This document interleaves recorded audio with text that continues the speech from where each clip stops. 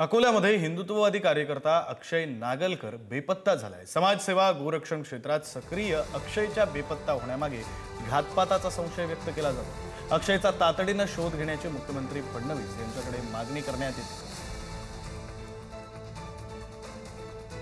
हिंदुत्ववादी कार्यकर्ता असलेला अक्षय नागलकर हा बेपत्ता झालेला आहे। अकोल्यामधून अक्षय नागलकर बेपत्ता झालाय। समाजसेवा गोरक्षण क्षेत्र या क्षेत्रांमध्ये सक्रिय असलेल्या अक्षयच्या बेपत्ता होण्यामागे घातपात असल्याचा संशय व्यक्त केला जातोय आणि त्यामुळे अक्षयचा तातडीने शोध घ्यावा अशी मागणी आता थेट मुख्यमंत्री फडणवीसांकडे केली जाते।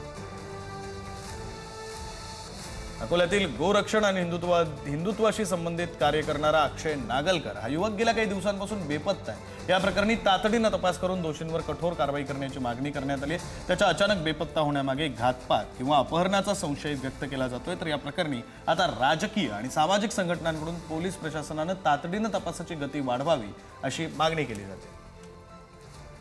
अधिकचे तपशील देत आहेत प्रतिनिधी जयेश गवांडे। जयेश, हेलो।